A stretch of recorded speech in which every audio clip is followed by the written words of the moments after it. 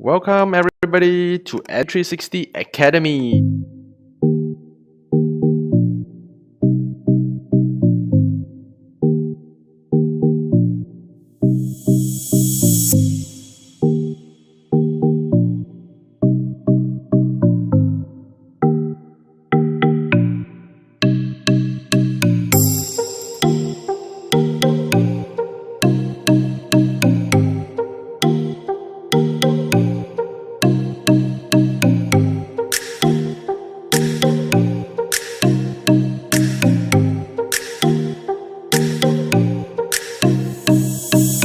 Robotics makes me even more smarter than I need to know.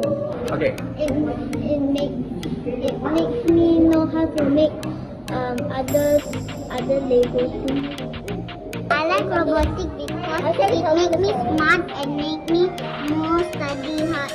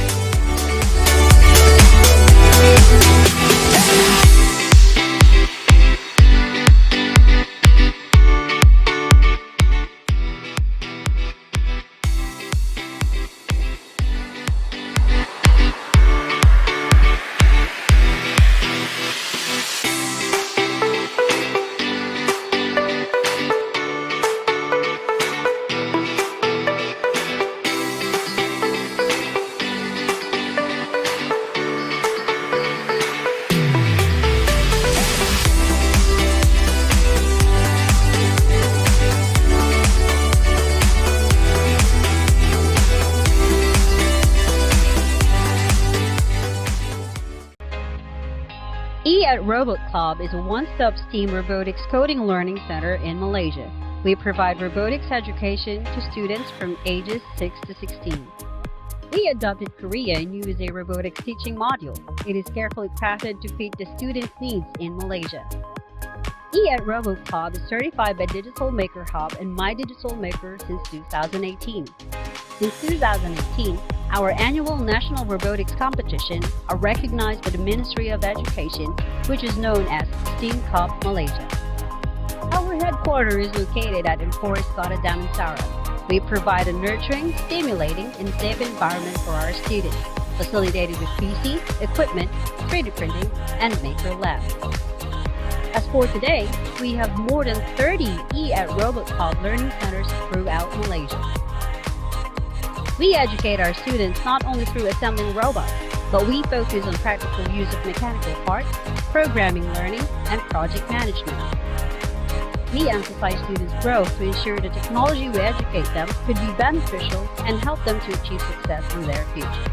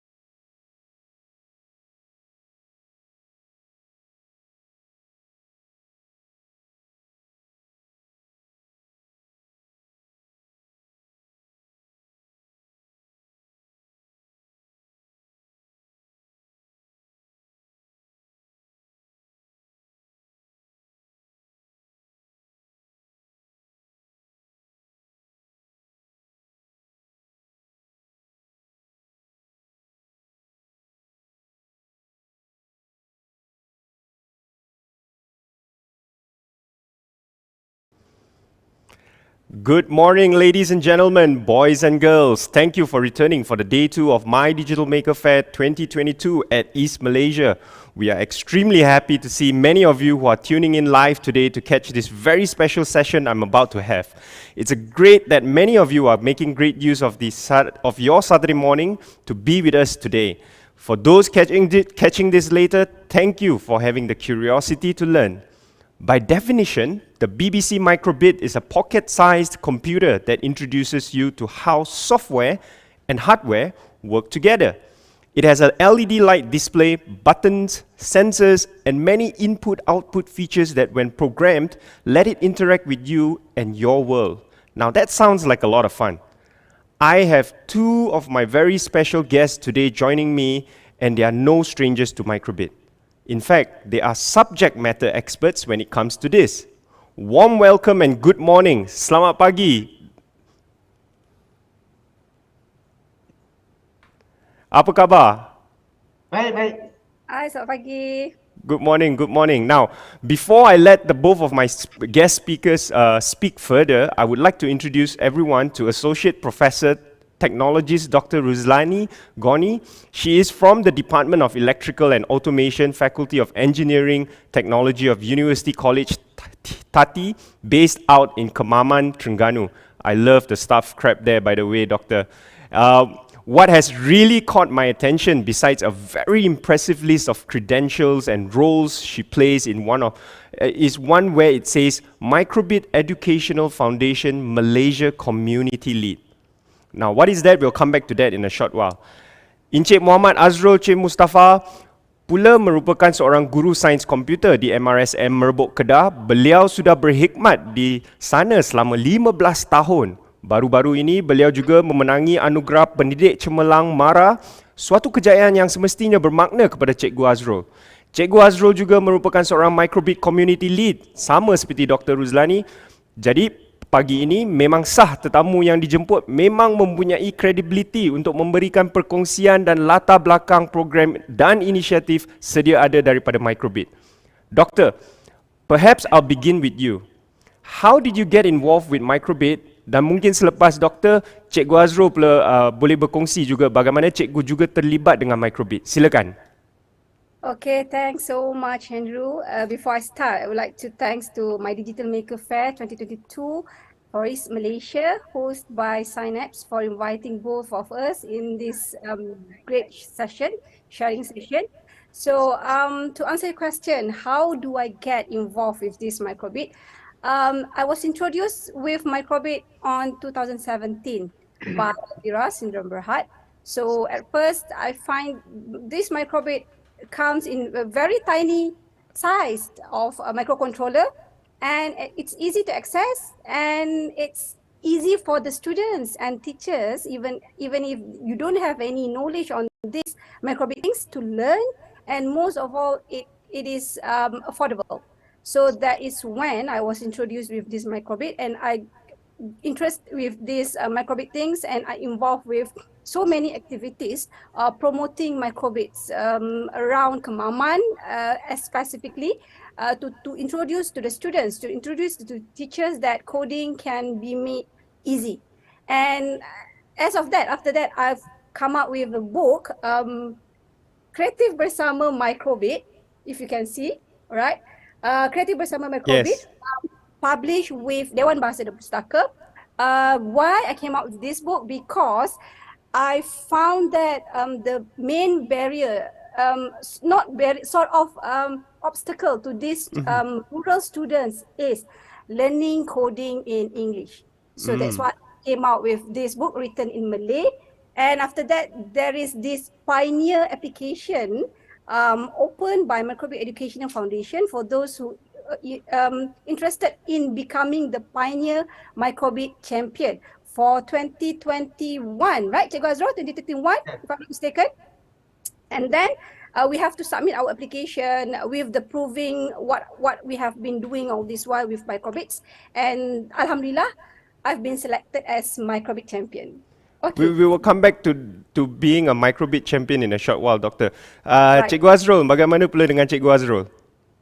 Okay, Assalamualaikum warahmatullahi wabarakatuh dan selamat pagi. Untuk saya mula berjumpa ataupun mengenali Microbit ni bukan dekat Malaysia.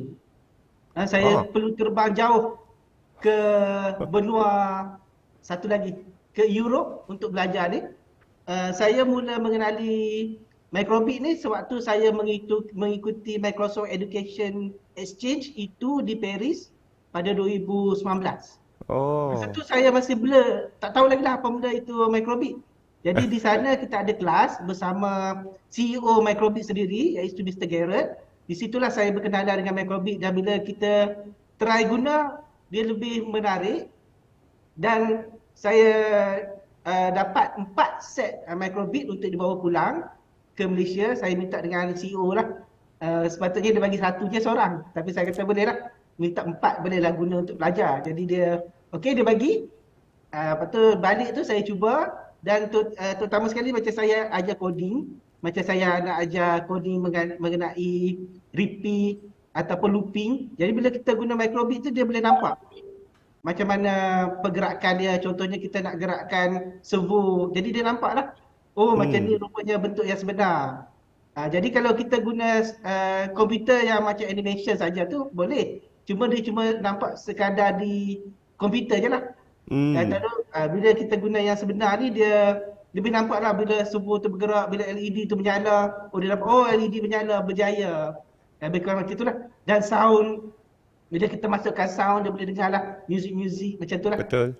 Okay, lepas tu pada 2019 juga Persatuan Guru STEM Malaysia menganjurkan bengkel Arduino dan Microbit dekat UPM. Masa tu pun alhamdulillah saya masuk dan juga di situ saya berkesempatan untuk berjumpa dengan saudara waris iaitu Head of APEC pada masa tu. Jadi di situlah kita bertukar-tukar fikiran macam mana untuk mengajar pelajar. Lepas tu sejak daripada situ untuk coding bila masuk bab coding kalau form 1 untuk chapter 4 tu bila dah masuk coding saya switch lah di antara app yang diberi dengan Microbit. Jadi pelajar boleh nampaklah dua-dua app tu. Ada setengah tu. Okey, satu lagi bila PKP hari tu disebabkan Microbit kita boleh guna secara web based dan kita boleh nampak dia punya hasil dia. Jadi pada PDPR hari tu memang saya guna complete lah Microbit untuk ajar pelajar. Itu saja untuk seronok sekali. Jadi saya boleh saya disimpulkan di sini memang cikgu sendiri yang perlu aktif dan agresif dari segi nak dapatkan anak-anak murid ni memupuk minat dalam Microbit. Memang penting yang tu cikgu. Ya. Kita kena explore dulu. Lepas tu barulah kita akan adjust dengan pelajar. Yang ni kita boleh guna macam ni, kita boleh guna macam ni. Selain daripada program yang sedia ada yang diberikan lah. Bagi yang sedang menonton dan mungkin tidak kenal Pak Waris tadi yang Cikgu Azrul ceritakan tadi merupakan seorang I would call him a change maker in the education industry and he is a big proponent in terms of getting Microbit into the country and getting students and teachers to adopt into using Microbit. So he's the real force behind getting obviously the teachers and whatnot to be trained and to be able to then communicate with the students in terms of using the Microbit and all that. So that's very great. Thank you Cikgu Azrul. Saya difahamkan Microbit kian popular di kalangan murid dan juga komuniti tenaga pengajar di Malaysia. Okay, yang tu tidak dapat dinafikan. Boleh Cikgu Azrul kongsikan program atau projek yang sering dilakukan, tidak kisah berskala kecil atau berskala besar ataupun berskala daerah saja, sekolah saja ataupun di seluruh negeri dan sebagainya dan juga nationwide.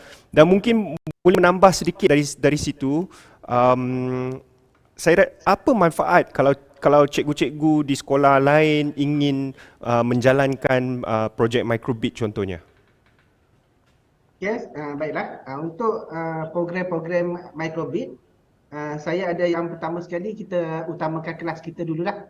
Okay, dalam kelas saya, macam saya bagi tahu tadi, kita cuba collaborate dengan subjek-subjek ataupun dalam silibus saya ni, apa yang kita boleh masukkan elemen Microbit tu. Okay, contohnya yang macam tadi bab 4 kita ada coding. Jadi saya masukkanlah sedikit coding Microbit tu ke dalam program tu dan juga macam algoritma kan bila kita buat algoritma tu kita dah buat lepas ni apa jadi kita tengok apa bentuk yang sebenar. Okey, untuk PDPR juga yang tahun lepas memang saya guna 100% Microbit. Sebabnya bila kita guna MacCode tu kita boleh guna dalam phone. Jadi pelajar-pelajar yang kebanyakan pelajar saya dia tak ada komputer, jadi dia ada phone saja. Jadi kita guna phone lah untuk cuba dan lebih menarik lah. Dan juga pelajar juga saya galakkan untuk projek dia, dia menghantar ke Do Your Bit Challenge tu. Bila dia dah siap, contohnya kita buat, okay, untuk minggu ni kita buat sound. Okay, apa yang kita boleh tambah-tambah lagi? Okay, lebih kurang macam tu lah. Okay, saya juga terlibat bersama Kedah Digital Center. Untuk minggu depan 1 April 11 saya akan ke SK Bandar Putrajaya bersama dengan My Digital Fair Utara. Hebat. Jadi insyaAllah kalau mana-mana pelajar yang ada di sekitar tu mungkinlah boleh masuk. Okay. Saya juga terlibat dengan Saitron. Saitron banyak menganjurkan webinar dan saya juga terlibat sebagai untuk penceramah lah untuk program-program Saitron, dan menarik sebab kita boleh pancar secara worldwide dan juga Betul. dalam YouTube lah. Okay, untuk Microbit Live juga saya terlibat dalam Microbit Live 2021 itu sebagai AJK untuk membantu Microbit untuk memperkenalkan lagi Microbit ke seluruh dunia. Dan juga kalau siapa-siapa yang masuk tahun lepas, kita ada booth. Booth saya ada dalam tu.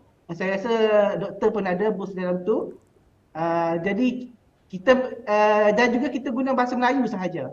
Sebab kita nak tengok supaya orang luar boleh tengok juga bahasa kita, dan juga adalah dalam bahasa Inggeris pun ada, bahasa Melayu pun ada.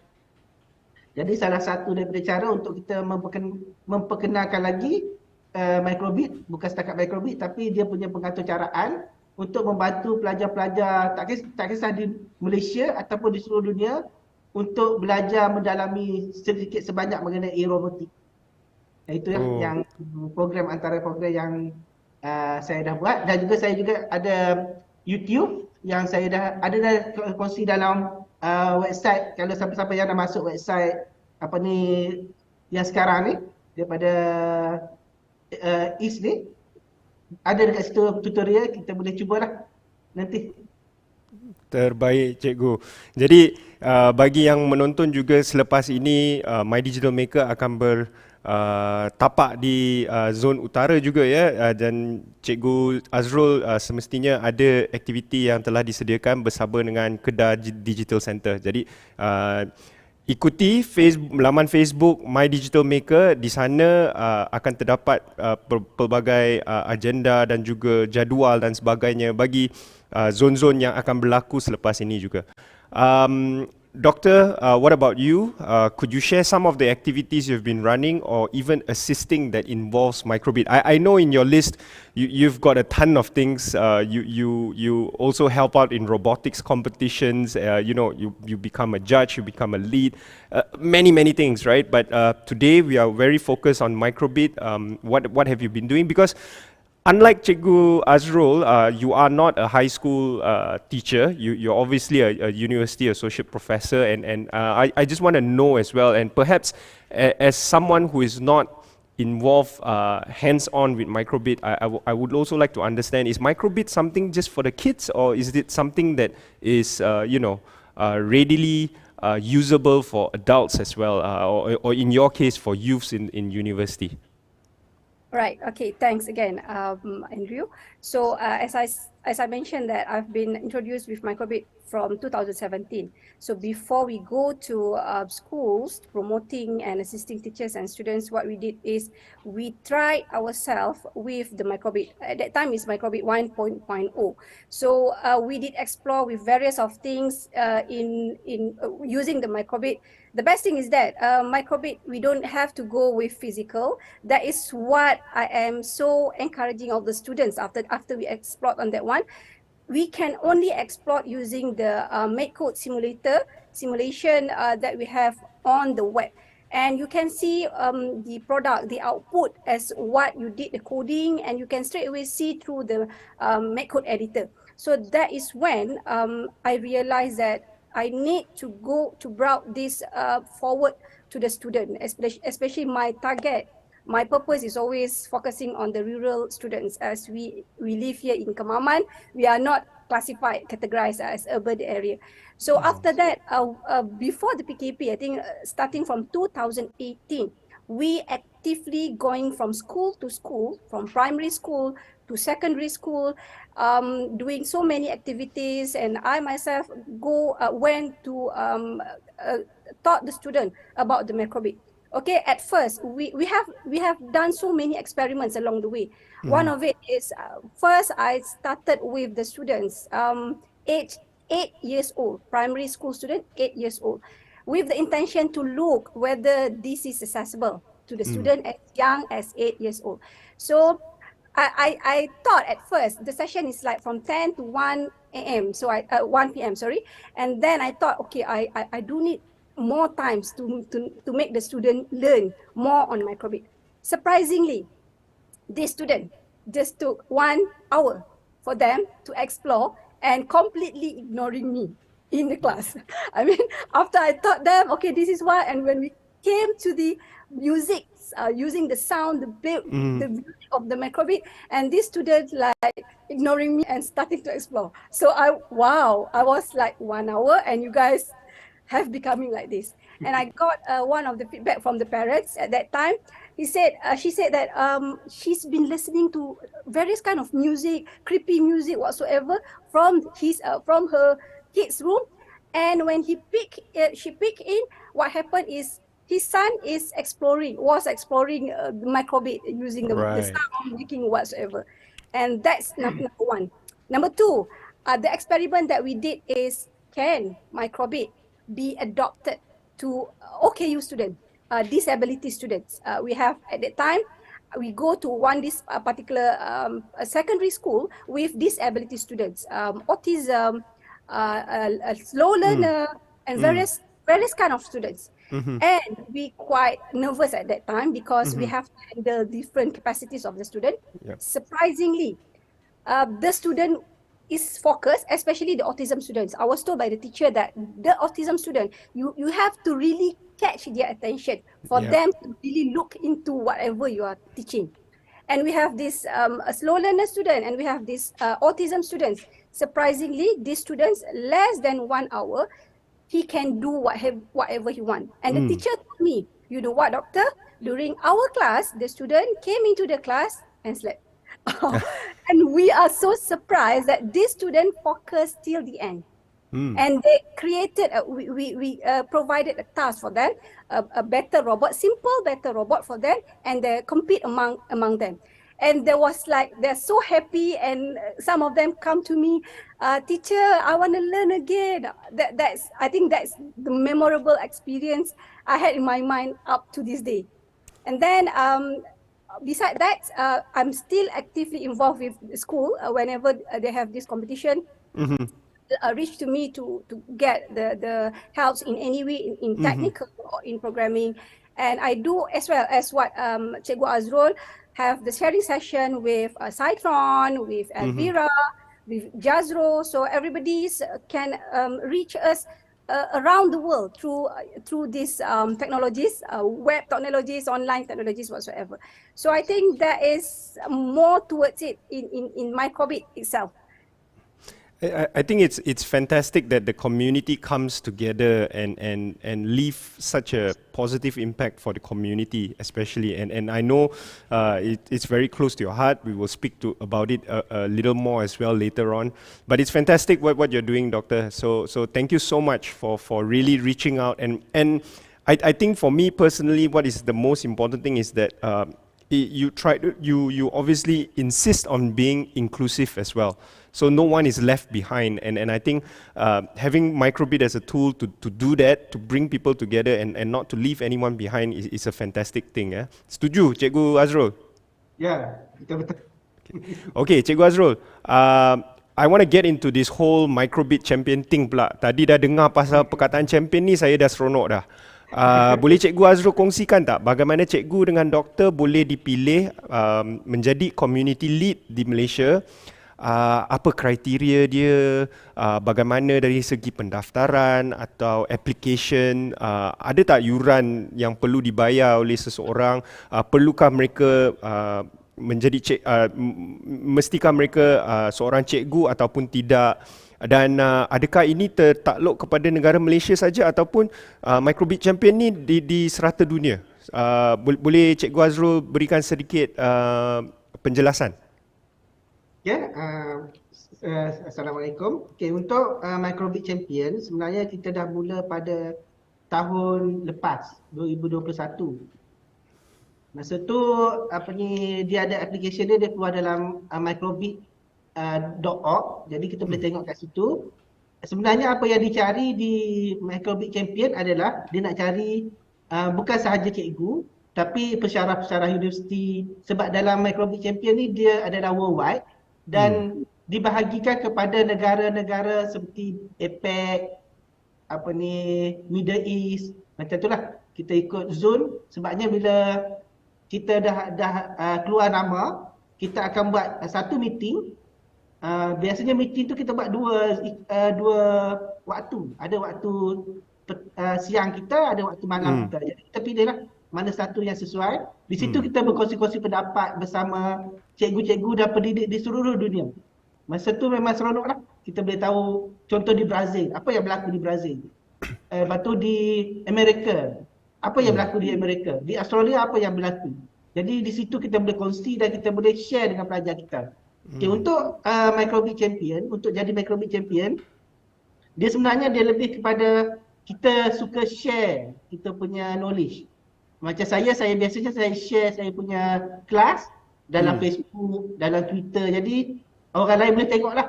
Jadi mungkin daripada situ bila kita tengok, bila penilai tengok, okey kita punya sharing tu boleh membantu Microbit lebih berkembang. Daripada situ, okay, lepas tu untuk menjadi Champion League biasanya dipilih oleh APEC lah. Macam kami di Malaysia, APEC yang akan pilih. Dia akan tengok mana-mana cikgu di kawasan APEC ni yang involved dengan perkongsian. Biasanya perkongsian lah. Jadi dia akan offer untuk kita menjadi Champion League. Dan untuk membantu bukan setakat cikgu-cikgu di tempat kita, tapi di seluruh Malaysia dan juga di serata dunia lah, untuk membantu dalam untuk memperkenalkan Microbit kepada tak kisah bermula daripada sekolah rendah sehinggalah ke universiti. Itulah yang daripada saya. Saya ada soalan tambahan Cikgu Azrul.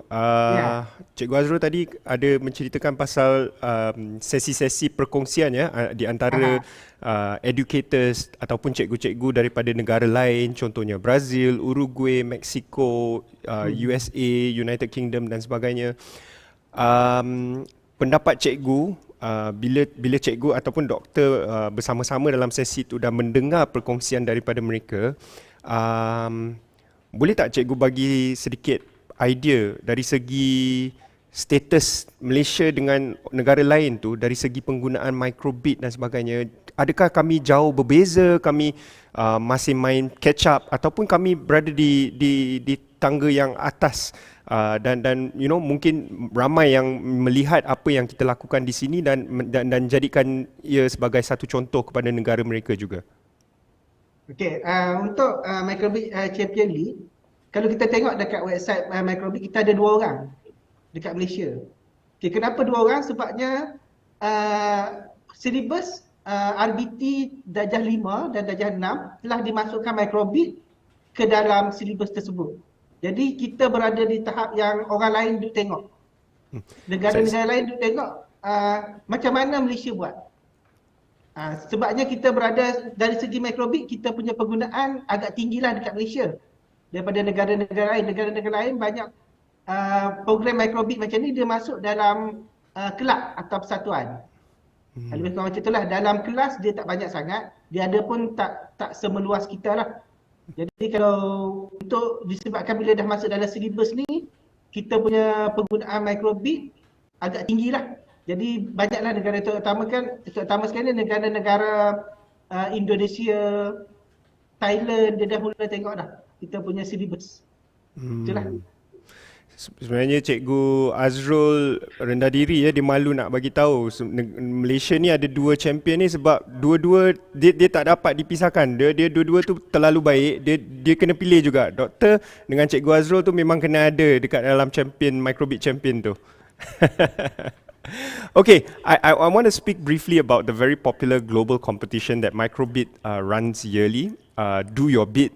I'm made to understand that historically Malaysian teams, Malaysian schools across age groups tak kisah dia dalam kelompok age group yang mana, does very well in the competition.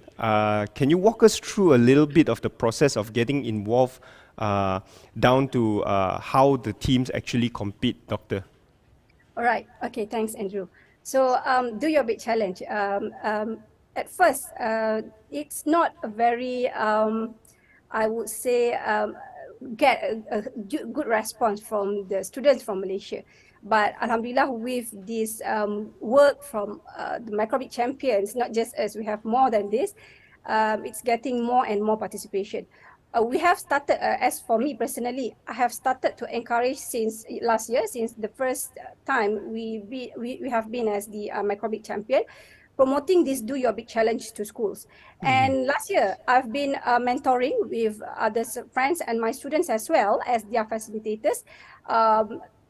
3 participants from SMK Chukai. Okay, that is the only school that I approached. I would say that is my experiment school for this Do Your Big Challenge. And then Alhamdulillah, last year, for your information, we have several regions, as mentioned by Cikgu Azrul before. For the APAC region, the participation for 2021 is about 100 something, as what been told by Mr. Waris. And we have 2 categories. The first category is from 8 to 14 years old. 8 and the to second 14. category and the second category is from 15 to 18 years old. All right. Okay. So bear in mind, how does this competition implement? The first thing is you don't have to be physically existed at Microbeat Educational Foundation. Obviously in UK, you can be everywhere around Malaysia, in fact from your home. Second, you don't really need to have the physical microbeat for you to enter the competition.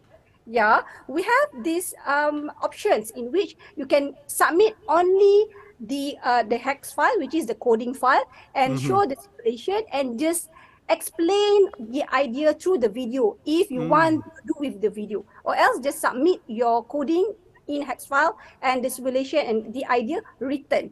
Second option is that for those like 8 years old students that feel like not so confident in competing, like real competition, you can only submit your brief idea, scratching on a paper with a pen or a pencil.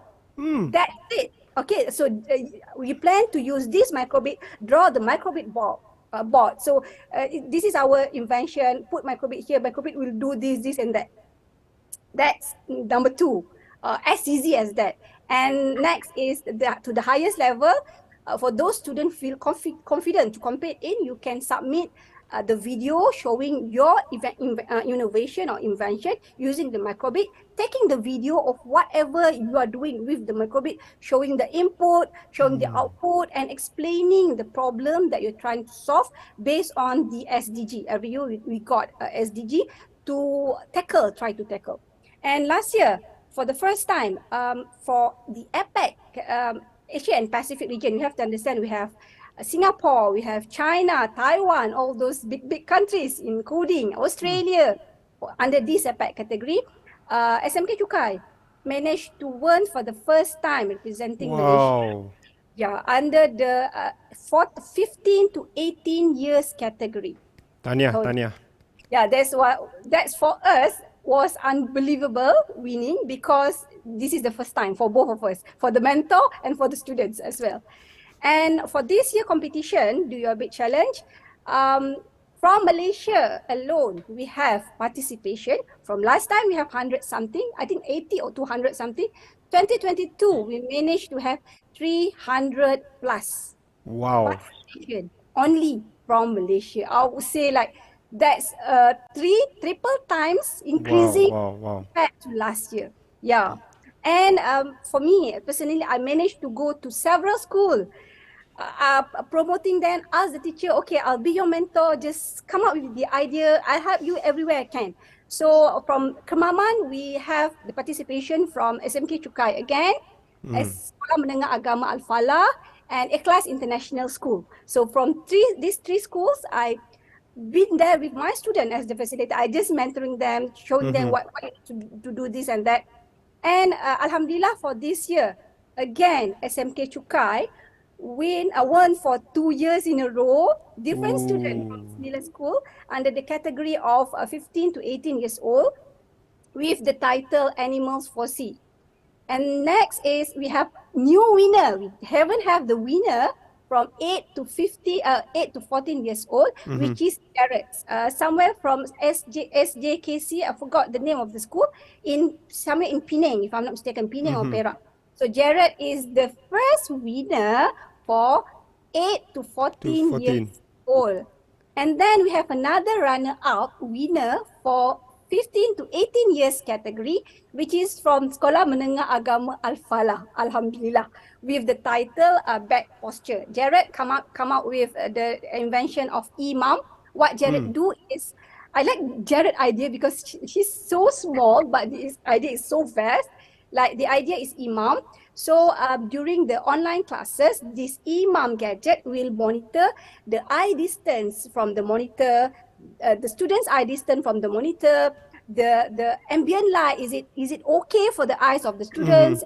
Let the student know, and will remind the students to rest every few hour for them to take a rest. So that is Jared's idea. So I would say that is interesting. And for SMK Cukai, the idea is Animal 4C. This is the genuine idea, as was been mentioned, due to this originality, the locality problem in which the problem always occurs in Greek highway or Greek road, which is the elephant always across, and it's dangerous, endangered the elephant, endangered the drivers as well. So this student came out with this invention, and that is one of the major factor that won in the competition. I think the originality and the locality of the idea. So amazing. Okay, a bit, Andrew. Every year, this Do Your Bit challenge will be open, I think, from January or February until July. So we have like 6 or 7 months of preparation. For you guys, I really need as many participation from all the students from Malaysia for 2023. Okay. Listening to all that from Doctor and hearing all the champions that we have from the Malaysian schools and whatnot, and 300 participation for last year. Jadi tahun depan tu kita nak 600 lah sekurang-kurangnya. Okay, and we will help. Synapse will help you to see how we can churn this out together as well, and get as many participation as possible. This is fantastic. A lot of these don't get into mainstream media in terms of mainstream news, but it's really fantastic what our kids and our students, our teachers in schools are doing. So, now we know di sebalik tabir tu, Doktor dengan Cikgu Azrul ni banyak membantu community, community microbit untuk melaksanakan all these activities and programs and learning as well. So it's fantastic. I want to move on to the next thing, but I chat box tu dah panas, ada banyak soalan. So nak tanya sedikit. Either one of you perhaps can help to answer the first question. Microbit dengan Maker Uno dengan Arduino ni, apa beza dia? Okay, alright. Can I answer the question? Boleh. Okay, so Microbit and Maker Uno, I did write a book on my Arduino as well, alright, in Malay as well. Alright, so what is the difference between Microbit and Arduino? If you ask my personal opinion, as a higher education lecturer, I mean, technically we teach the subject in university. I'm not promoting any of this, bear in mind, because that's why I'm showing those 2 books I'm writing, because not to be interested in any one of this. But if you ask me in terms of suitability, because Microbit, we have this option of the block programming and as well the Python as well. Arduino Uno is basically we teach Arduino using Arduino in higher education, starting from matriculation, foundation, up to like diploma students. Okay, Uno is the type of Arduino. Uno is the basic Arduino we have in the market. We have ESP, we have so many numbers of Arduino, but Uno is the very basic. I do know that we have this Arduino in terms of block language as well, that we can do in Tinkercad. Cikgu Azrul is going to show Tinkercad after this. But in terms the function, the block function, coding function is quite limited. And the student really needs to understand all those analog and digital pin. A and D, you have to understand this. I think that is too much for the student to start with, because we have so many pin as compared to Microbit. If that, from that personal point of view with dealing with my students in university, with this primary and secondary student. If you want to attract the student into coding, into programming, I strongly believe we have to make it interesting. In a Right. way, when I'm saying interesting, it's easy to learn, it's easy to get. So my point of view, again, it's my personal point of view, I will go with microbit for that particular option. Thank you, Doctor. There was also a follow-up question to that. A teacher is baru-baru ni sahaja bermula mengajar RBT di tahun 6. Of course di luar bandar sekolah dia. Jadi dia nak tanya using MakeCode software as per suggested by the textbook tu susah sikit.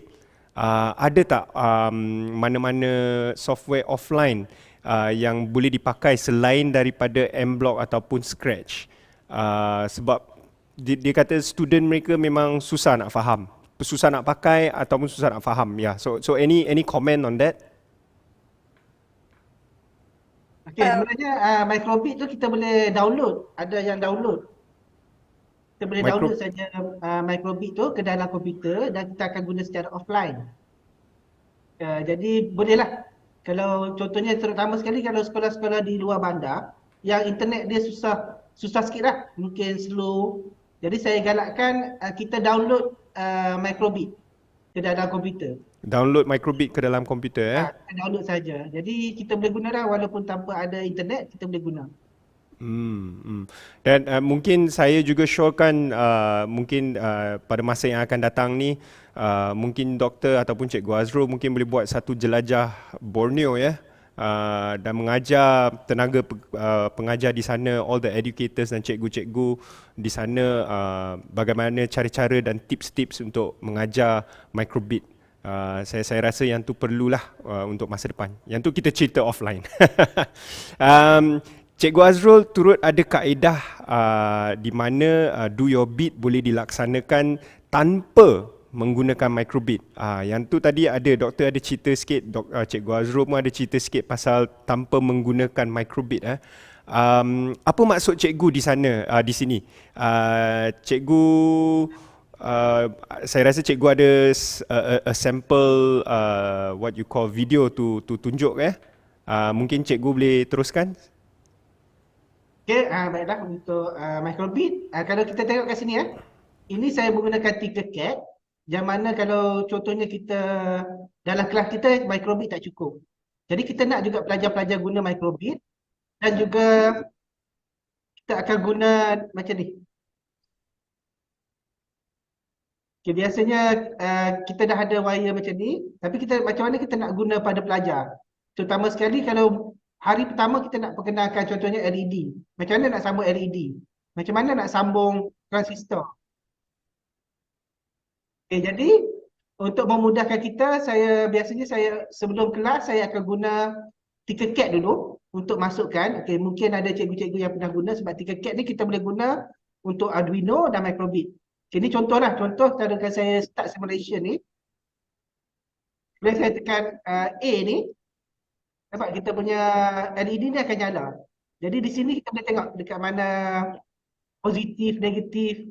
Dan bila saya tekan B, dia akan off. Okay, ni adalah microbit secara offline, secara bukan fizikal, dan kita boleh gunakan yang ni juga untuk kita guna sebagai penghantaran microbit do your bit. Kita boleh guna simulation yang ni, kita boleh record screen, kita boleh tunjuklah contohnya tekan A apa yang berlaku, tekan B apa yang berlaku, kita boleh tambah lagi dengan yang lain yang ada kat sini. Okay, saya tunjuk dulu contoh macam mana kita nak guna dekat sini. Okay, mungkin ada yang pernah guna Tinkercad. Okay, di sini bila kita masuk, kita akan pergi dekat new circuit ni. Okay, untuk yang demo yang lain, saya dah letak dalam komputer, dalam web ni. Jadi kita boleh tengoklah macam mana demo-demo yang lain. Ada lagi saya punya YouTube dalam ni. Okay, contoh dia kalau kita nak guna microbit, kita cuma masukkan microbit ke sini. Okay, di sini kita boleh tukar color. Kalau microbit kita ada banyak-banyak warna, dia ada yellow, green. Okay, ni contoh. Kalau kita tengok microbit yang sebenar, kita tunjuk microbit yang sebenar. Yang saya punya ni, yang ini adalah warna yellow. Jadi kita boleh tukar lah. Warna yellow. Dia akan ikut warna kat sini lah. Yang ni pelajar-pelajar saya suka. Sebab dia boleh tukar color-color kat sini.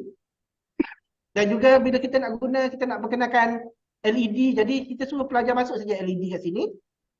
Okay, lepas tu macam mana kita nak buat penyambungan. Penyambungan biasanya kalau dekat kelas, biasanya saya tengok dekat kelas-kelas dia menggunakan alligator clip ataupun clip buaya. Jadi kita boleh cuba lah. Okay, kita suruh minta pelajar guna alligator clip. Okay, masukkan ni adalah enak dengan cathode. Contoh dia tersilap pasang. Contohnya dia pasang dekat ground ni. Sini kita boleh tukar color. Kalau kita nak, kita pergi sini. Macam ni. Jadi kita boleh tukar color. Contohnya ni red. Macam ni lah lebih kurang. Jadi kalau kita nak tengok betul tak penggunaan dia, kita boleh pergi dekat code, kita boleh guna button ni. Kita saya guna button A, pergi ke button A ni. Dan kita akan ambil output dia. Outputnya kita nak bagi. Jadi kita menggunakan pin kosong. Jadi kita boleh bagi tahu lah dia untuk microbit kalau yang biasa kita ada pin kosong hingga 2. Yang ini untuk elektrik. Yang ini untuk ground. Jadi kita cuba. Boleh tak? Jadi saya akan masukkan yang ni. Ini contoh lah. Bila button A, bila saya tekan button A, dia akan nyala. Kita tengok. Bila saya start simulation, yang ni biasanya keluar. Tak ada masalah. Yang ni kita boleh sebab dia untuk microbit dia ada sensor. Okey, yang ni adalah sensor suhu. Yang ni sensor cahaya. Ini kemudian lah. Kita tengok. Okay, contohnya bila saya tekan A, nampak dia tak nyala. Okay, disebabkan oleh kita punya penyambungan ni tak berjaya. Salah penyambungan. Jadi kita boleh bagi tahu kepada pelajar kenapa tak berjaya. Jadi kita cuba tukar penyambungan dia. Kita cuba tukar penyambungan dia. Okay, yang ni kita akan pergi ke ground. Yang ni kita akan pergi ke biasanya saya tukar color lah untuk membezakan color dia. Okay, jadi kita tengok dia balik dekat kod ni. Okay, P kosong. Okay, jadi bila saya start simulation, kita tengok. Bila tekan A, nampak dia akan nyala. Okay, bila dia nyala macam ni, dia akan bagi tahu ada benda ni. Okay, kenapa benda ni? Sebabnya bila kita masuk direct dengan LED, kemungkinan voltage dia berlebih. Mungkin LED kita akan rosak. Jadi kita boleh bagi tahu pada pelajar apa solution dia. Kenapa boleh jadi macam ni? Jadi solution dia kita menggunakan perintah. Jadi bila kita boleh masukkan perintah kat sini, dia akan kuranglah sikit voltage yang masuk. Ini adalah salah satu daripada cara. Ini menggunakan apa ni, Tinkercad. Okay, satu lagi yang saya hantar pada pelajar itu, kami menggunakan MakeCode. Ini contoh yang pelajar buat. Okay, yang ni kami buat sebagai untuk menghantar Do Your Bit Challenge, iaitu dia buat personal coaching. Okay, contoh dia bila kita tekan button A ni, dia akan tengok kat sini. Dia akan gerakkan tangan. Okay, bila tekan B, apa yang berlaku pula? Okay, jadi pelajar-pelajar boleh guna benda macam ni untuk menghantar Do Your Bit Challenge tanpa perlu ada physical microbit. Okay, yang ni pun juga dia boleh refresh untuk tukar color. Color microbit ni dalam MakeCode kita boleh refresh lah. Ni contoh kalau tekan AB. Jadi contohlah, ni dia bergerak. Jadi kita boleh, sambil-sambil kita suruh pelajar masuk Do Your Bit, kita boleh ajar penggunaan function. Ni contoh saya ajar penggunaan function, repeating. Kita boleh ajar serentak sekali dan juga macam mana kita nak call function tu. Jadi dalam 2-in-1 lah. Dan juga kita boleh tukar kepada Python.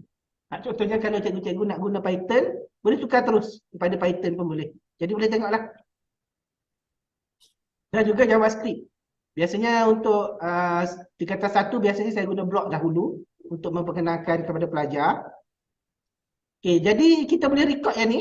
Untuk record kita boleh perbesarkan ni, kita boleh record hasil pelajar. Jadi yang tu dia boleh masuk dalam MakeCode. Dan satu lagi yang diberitahu tadi adalah untuk offline. Okay, yang ni adalah MakeCode secara offline. Kita boleh download untuk Windows dan juga untuk Mac.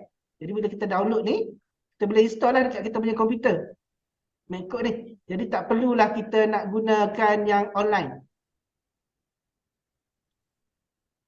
Jadi bila kita install nanti, dia akan install dalam kita punya komputer dan kita boleh guna teruslah kita punya ni. Okey, itu saja. Untuk selebihnya boleh tengok balik dalam website apa ni, start ni, kat sini ni dekat kita masuk ni, boleh tengok kat situ. Ada saya letak tutorial, beberapa tutorial kat situ. Dalam YouTube, sama macam YouTube saya.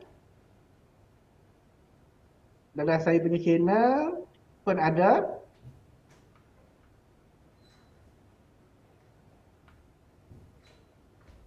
Okey, yang ni, pengenalan asas ni. Ada juga lah.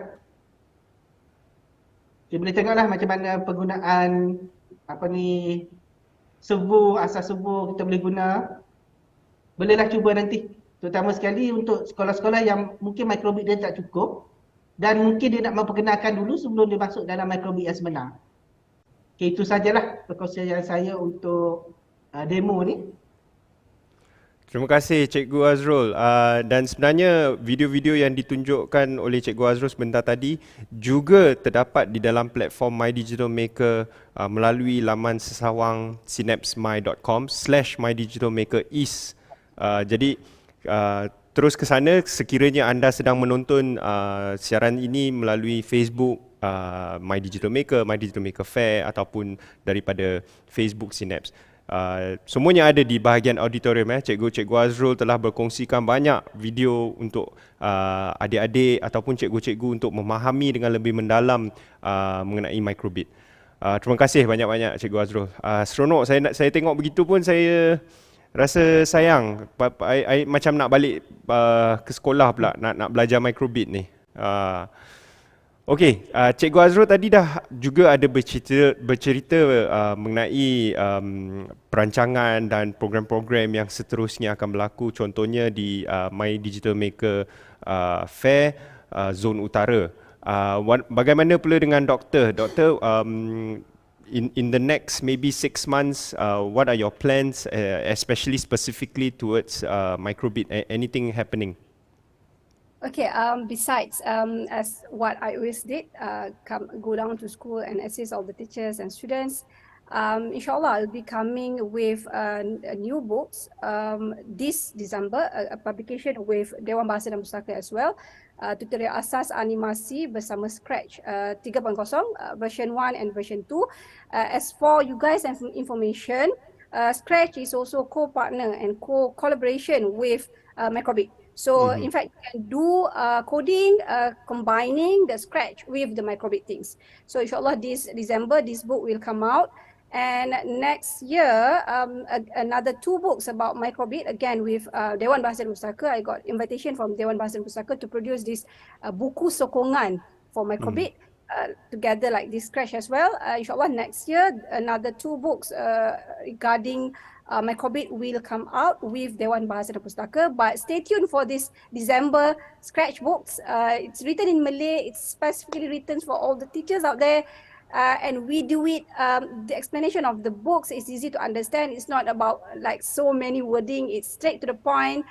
This step 1, step 2, step 3, and you guys can explore so many possibilities of Scratch. And after that, mastering the Scratch, you can then integrate the Scratch with microbit. So I think that's all, and I really hope all the teachers out there, especially from East Malaysia, the more Borneo people, please reach out to me. If you have anything to ask or you want me to do webinar, even if I can fly there, I can fly technologically, virtually to you guys out there. So please reach out to me anytime you feel like asking me or whatever. All right?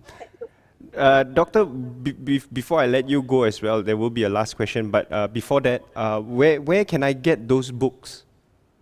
Those that has already been launched. The 2 books that you were holding earlier as well. Okay, so these 2 books you can access from Dewan Bahasa dan Pustaka, DBP Niaga. Right, DBP Niaga. Just go there. I'm not sure whether microbit is still in stock, but before this, Citron as well is one of the those reseller who sell this book. But you can check either on DBP Niaga or Citron, and I do have sort of look this book sold at Shopee as well. So please check around. Okay, bagus. And of course, post this session, we will also share those details that you have just shared as well, and as well as how people can get in touch with you, ya.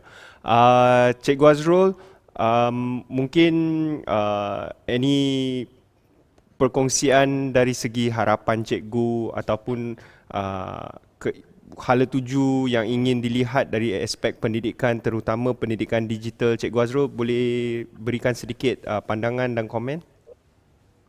Okay, untuk sekarang ni kita dah menghala ke IR 4.0 dan seterusnya 5.0. Jadi seelok-eloknya pelajar daripada sekolah rendah dah mula involve lah dengan terutama sekali yang berjenis robotik macam ni lah. Sebabnya kalau kita tengok kemungkinan pekerjaan yang akan datang banyak akan melibatkan komponen-komponen ni. Jadi bila pelajar daripada sekolah rendah dah mula tahu, dah mula explore, jadi sekurang-kurangnya bila dia dah pergi ke universiti dan dia masuk ke pasaran pekerjaan, dia dah tahu dah apa hala tuju dia. Itu yang penting lah. Sekarang ni kita cuba untuk bagi pelajar-pelajar mula tu. Jadi saya tengok subjek RBT tu dah menarik untuk pelajar-pelajar mula explore, dan juga disambung pula dengan RBT sekolah menengah. Dan mungkin dekat universiti nanti dia lebih menjerumuslah kepada alam pekerjaan dah. Dan juga ni lah, terutama sekali untuk pelajar-pelajar di kawasan luar bandar. Itu yang ni lah. Sebabnya kadang-kadang tu kalau kita pergi ke kawasan luar bandar, saya pernah pergi sekolah di Pus Belau, di Gua Musang. Memang facilities dia agak susah lah. Jadi kesian kepada pelajar-pelajar tu bila dia mula ke sekolah menengah. Dia jadi macam kata shock sikit. Jadi mungkinlah kita bekerjasama dengan kementerian untuk explore pelajar-pelajar ni daripada laut luar bandar dan juga bandar sendiri lah. Sebab bandar pun ada juga, terutama sekali yang miskin bandar tu pun ada juga. Jadi mungkinlah kita boleh buat usaha sama dengan, terutama sekali dengan company-company dan juga dengan kementerian, mungkin dengan MARA, untuk kita pergi ke sekolah-sekolah di kawasan-kawasan, mungkin kita boleh buat camp macam tu lah. Okay. Itu saja daripada saya. Baik. Doctor, what about you? Any last words? I know we spoke very briefly about rural development in terms of education. Okay, rural is very at heart for me lah, because I've seen, like Cikgu Azrul, I've been there, seen all these difficulty faced by the students. But one thing they are not lacking, even if they are lacking in terms of facility, their spirits and their level of IQ is not left behind. They have this at par, in fact, sometimes most outstanding compared to those students with easy access. So I really hope that we can do something. For example, after this, we can collaborate with Synapse or other organizations that feel like we are on the same pace in making sure all students on rural area with so many lacking in facilities, so that they can stand with all the students with the same access with the urban students, and prove that they can do better if they have these similar facilities with them. So I really hope that this will be our most agenda after this. Yep. We will collaborate and working together in reaching this objective, hopefully. I think that's a lovely way to end the session, Doctor. Saya mewakili Synapse dan juga pihak MDEC ingin merakamkan jutaan terima kasih tak terhingga kepada Doktor dan juga Cikgu Azrul kerana sudi meluangkan masa pada pagi ini untuk memberikan perkongsian yang sangat bermanfaat ni. Dekat dalam chat group pun ramai yang sedang menonton tu memang diorang suka juga. Jadi sebentar sahaja lagi pada jam 11 pagi kami akan bersama-sama dengan Pat Yong Pradit, who is the Chief Academic Officer of Code.org, and he will be sharing with us about this great global movement as well known as Hour of Code. If you want to know more, do stay tuned and catch his session. Until we meet again, Dr. and Cikgu Azrul, I wish you all the best. I wish you all the success with all your students as well, and of course with the new book launch as well, Doctor, in December. Hopefully everything goes well. And this is it from me. Signing off. Salam keluarga Malaysia. Terima kasih. Bye bye.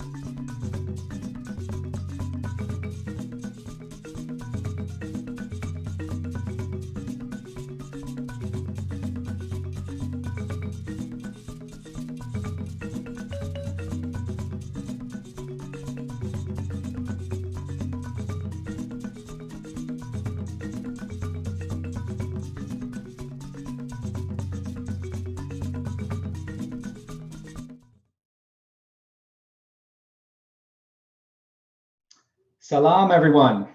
My name is Pat Jan Pradit, and I'm Code.org's Chief Academic Officer. I'm very happy to be talking to you today. I want to thank MDEC for inviting me to participate in this year's My Digital Maker Fair. It's been an honor for us to work closely with the MDEC team for the past several years as an official Code.org international partner. Code.org is the organizer of the Global Hour of Code movement.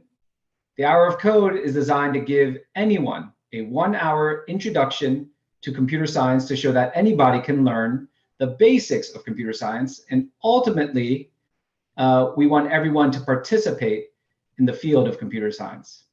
MDEC has taken the lead on organizing Hour of Code events in Malaysia since 2017.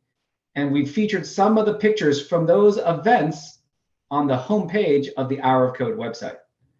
In 2017, the Hour of Code in Malaysia was even awarded the highest participation in coding by the Malaysia Book of Records. Thank you to MDEC and the My Digital Maker partners for working so diligently to expand access to this important subject. And thank you to the students, teachers, parents, and everyone else participating in the events today. Now I'm going to go through my presentation, which is about computer science, the curriculum of the future.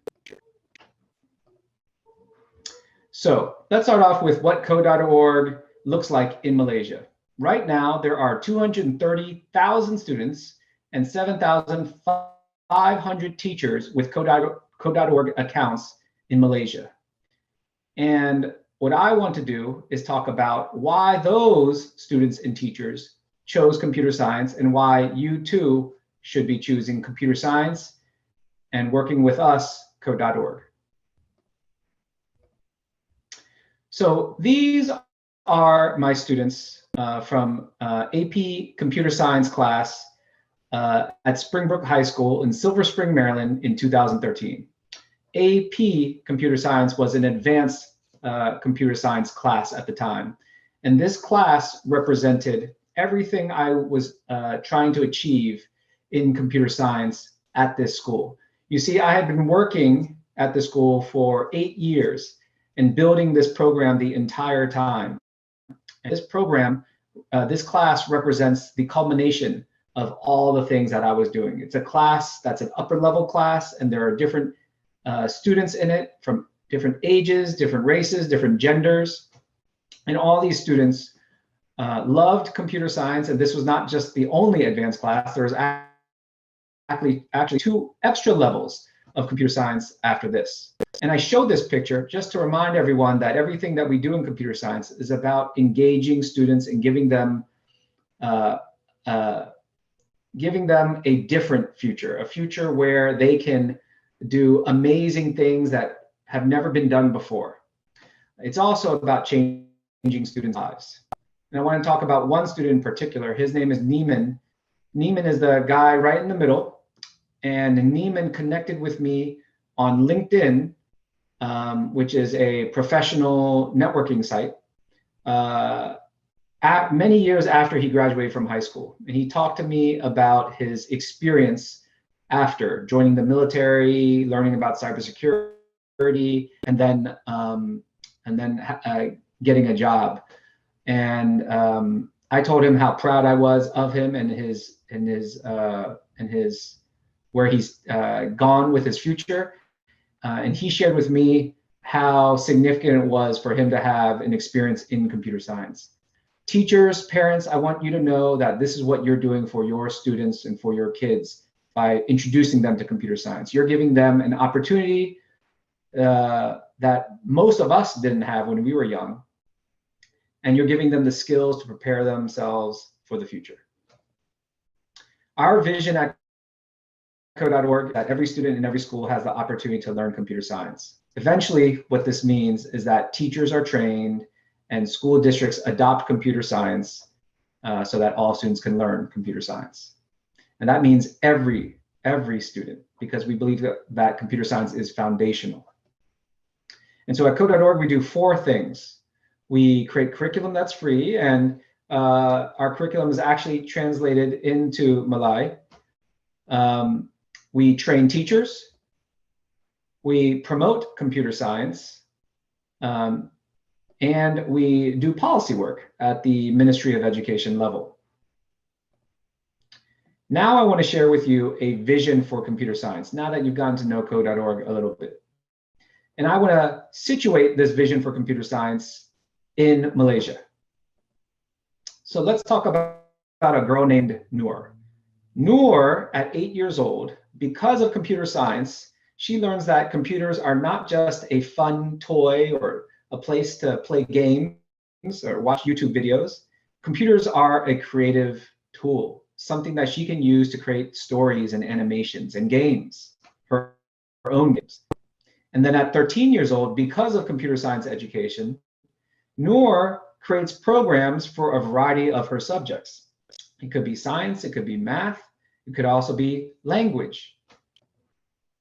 Then at 18 years old, because of computer science and computer science education, Noor is able to address and solve issues in her community. Maybe she makes a website for a cousin's restaurant, or maybe she is able to create an app for her for a local club.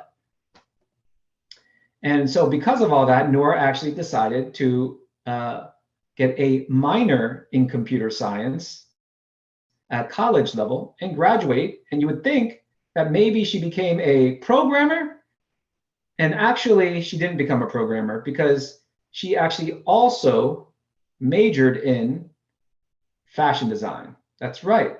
So Noor didn't actually become a programmer at the end. And that's actually fine because you know what?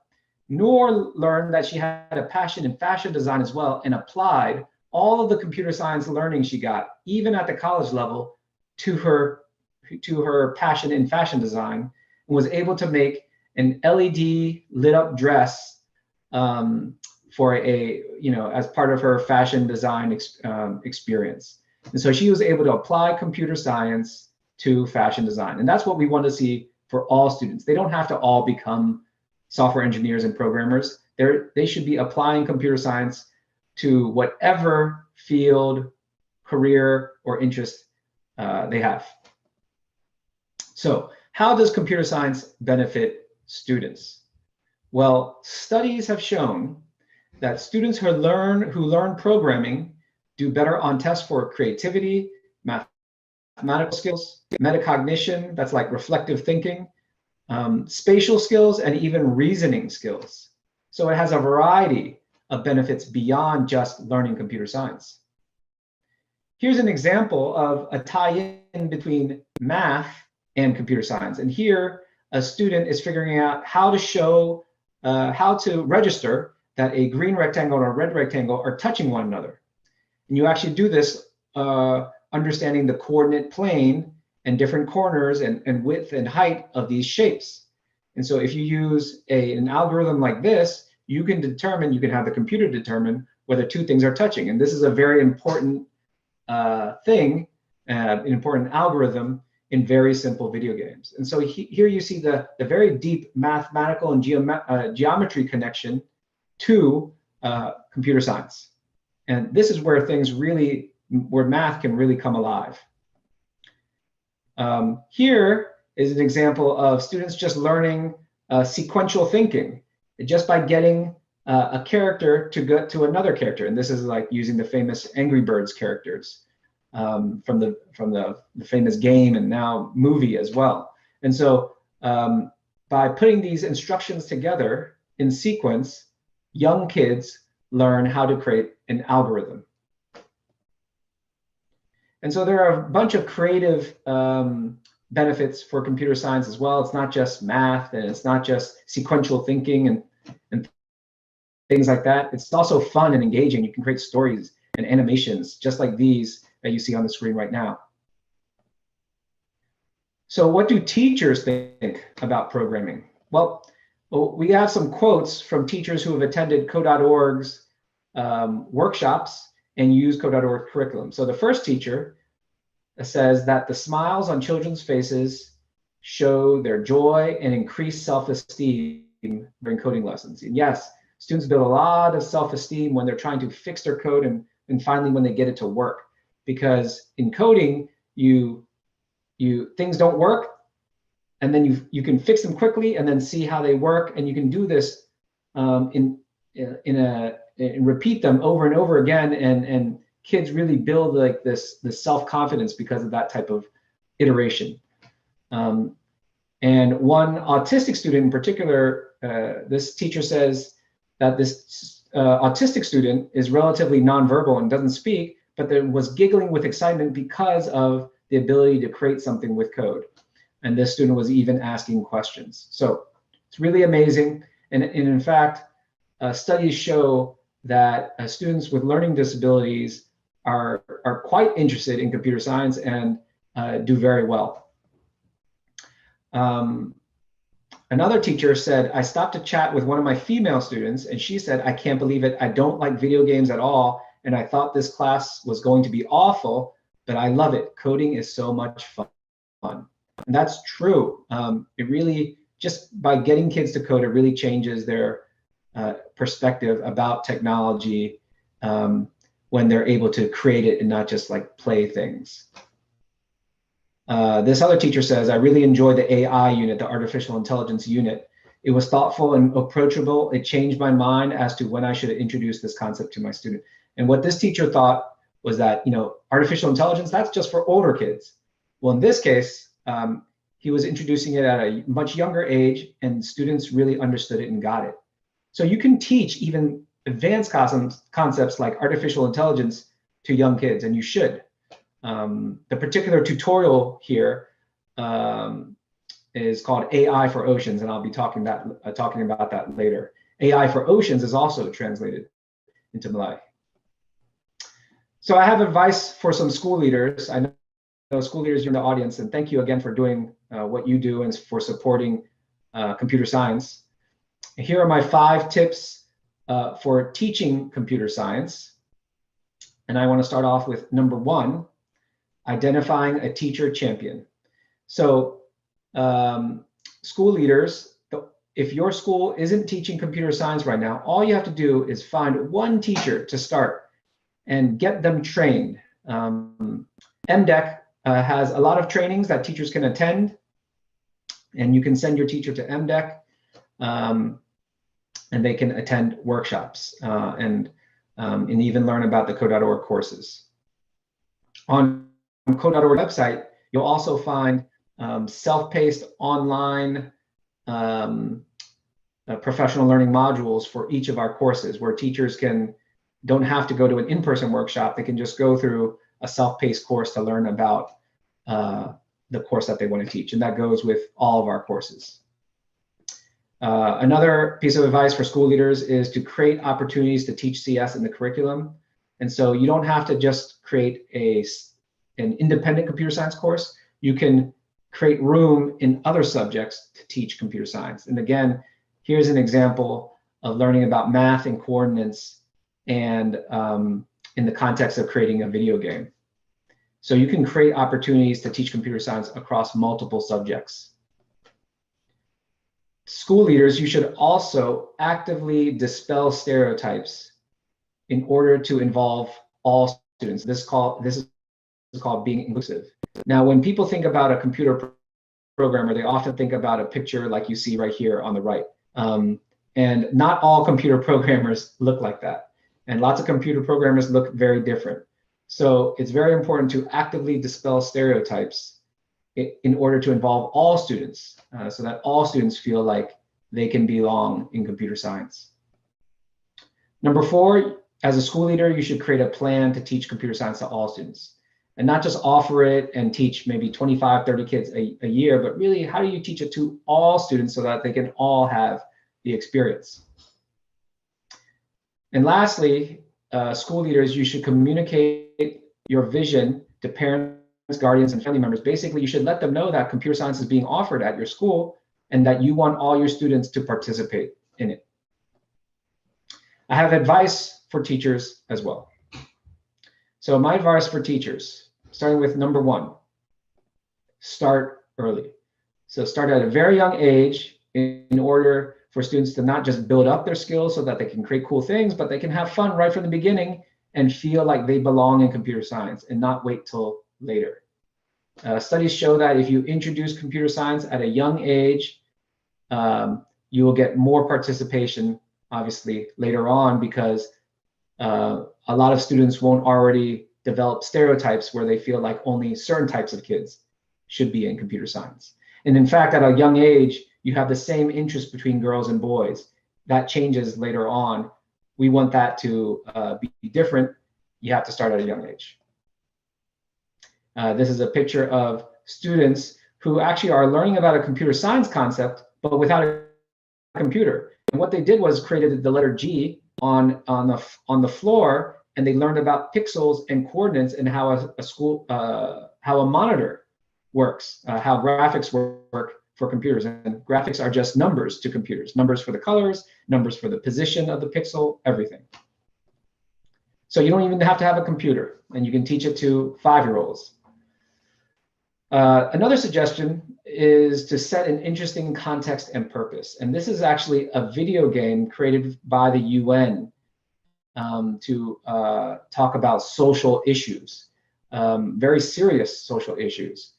When you set an interesting context and purpose, you are able to give a reason why students are doing computer science. So some students might not be as interested in just making something cool. They want to make something for a reason, a personal reason. For example, let's think about Muhammad.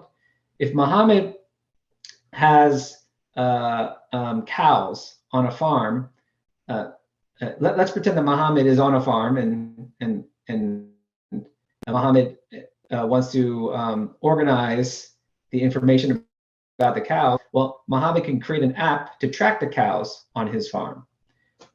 Let's imagine another purpose. Siti. Siti can create an app to organize the volunteers for her club. And this is an app that is very useful to her personally.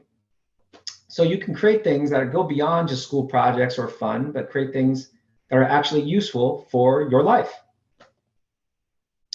Number 3, you can do it in pairs. And so you don't have to be by yourself. With computer science, you can do this thing called pair programming. And with pair programming, 2 kids are at a computer. One person will type, the other person will talk and give ideas and maybe read off the instructions on a handout, and then they'll switch roles every maybe 10 minutes. And what this does is it creates collaboration among kids. You're not by yourself. You're able to help one another. And it's just more social than just being by yourself. This is called pair programming. There are actually videos about pair programming on the Code.org YouTube channel. Number 4, you can introduce coding through dance and make it physical.